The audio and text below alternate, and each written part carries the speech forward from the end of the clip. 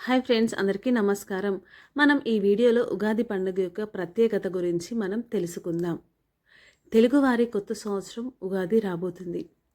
అయితే ఈ ఉగాది లోపుగా లేదా ఉగాది రోజున మీ ఇంటి గుమ్మానికి ఇది కడితే చాలు, మీ ఇంట్లో ఉన్న దరిద్రం మొత్తం కూడా తొలగిపోయి మంచి అనేది జరుగుతుంది.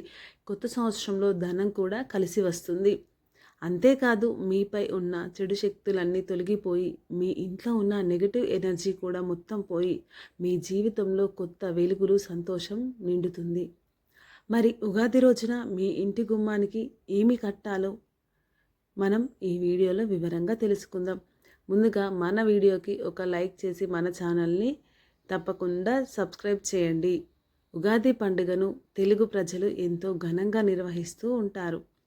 ఈ ఉగాది పండుగ ప్రతి సంవత్సరం చైత్రశుద్ధ పాడ్యమి రోజు జరుపుకుంటూ ఉంటారు. కొత్త యుగానికి ఆది కాబట్టి ఉగాది అయినది. ఉగాది అంటే ఉగా ప్లస్ ఆది అంటే ప్రపంచం యొక్క జన్మ ఆయుష్యులకు మొదటి రోజు అని అర్థం. అనగా సృష్టి ప్రారంభమైన రోజు. యుగము అనగా జత అని కూడా ఉంది. ఉత్తరాయణం దక్షిణాయనం కలిపితేనే సంవత్సరం. అది మొదలయ్యేది ఈరోజే.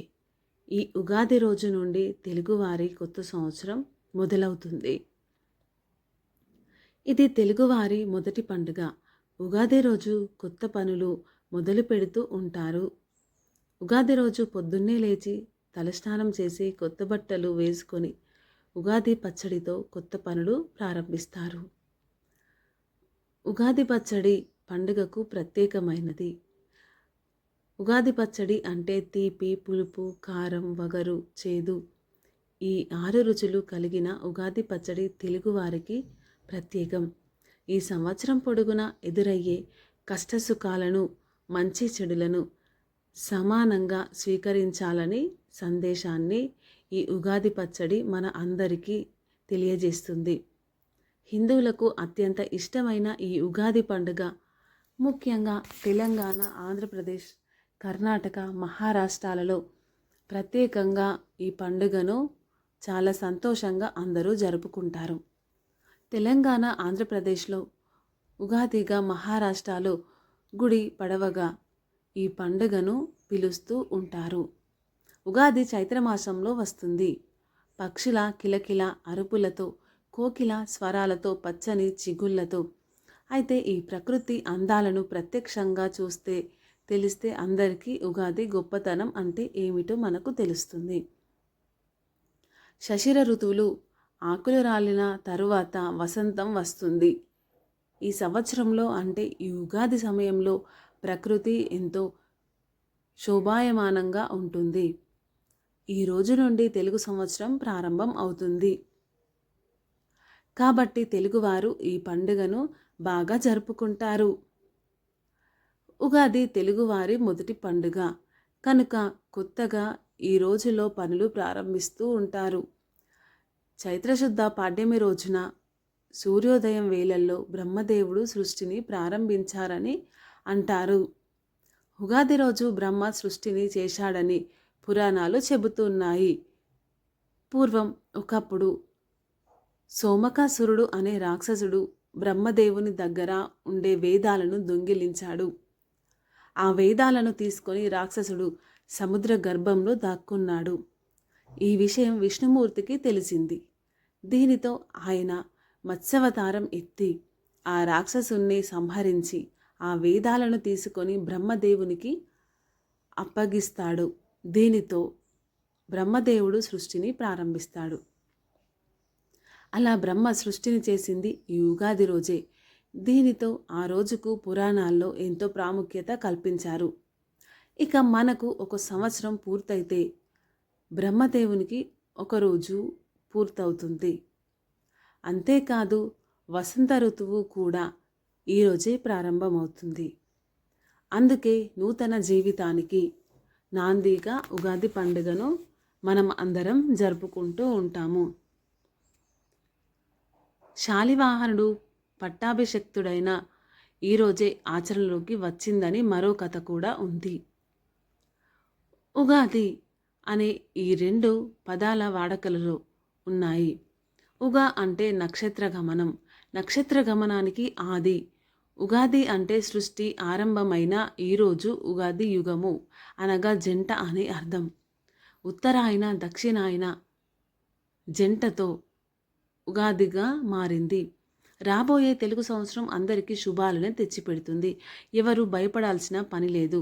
గత 3 సంవత్సరాల్లో పడిన కష్టాలన్నీ కూడా ఈ సంవత్సరంలో తీరిపోతాయి. ఈ సంవత్సరంలో ప్రతి ఒక్కరూ శుభకరమైన మార్పులు రాబోతున్నాయి.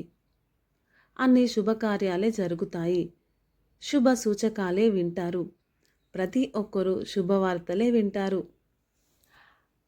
అదృష్టాన్ని అందిపుచ్చుకోవాలని అంటే మనపై ఉన్న నెగటివ్ ఎనర్జీ మరియు దోషాలన్నీ పోవాలని, ఆ దోషాలన్నీ పోవాలి అంటే ఉగాదిలోపు లేక ఉగాది రోజు గుమ్మానికి ఏది తప్పకుండా కట్టుకోవాలో ఈ వీడియోలో మనం చూద్దాం. శుభ అనే శాస్త్రాలు మనకు చెబుతున్నాయి. మరి ఏమి కట్టాలో మనం తెలుసుకుందాం. ఈ పరిహారం చేయడానికి ముఖ్యంగా కావలసినవి: ఒక ఎర్రని వస్త్రం, ఒక పీచు తీయని కొబ్బరికాయ, ఒక 5 పసుపు కొమ్ములు, కొద్దిగా పసుపు కుంకుమ కావాలి. ముందుగా కొబ్బరికాయ తీసుకొని పసుపును నీటిలో కలిపి ఆ పసుపును కొబ్బరికాయకు రాయండి.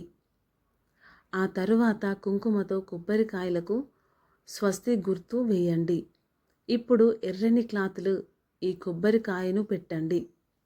తర్వాత 5 పసుపు కొమ్ములు మరియు అక్షింతలు వేసి మూటలాగా కట్టేయండి. ఇప్పుడు ఈ మూటను ప్రధాన ద్వారం గుమ్మానికి కట్టండి.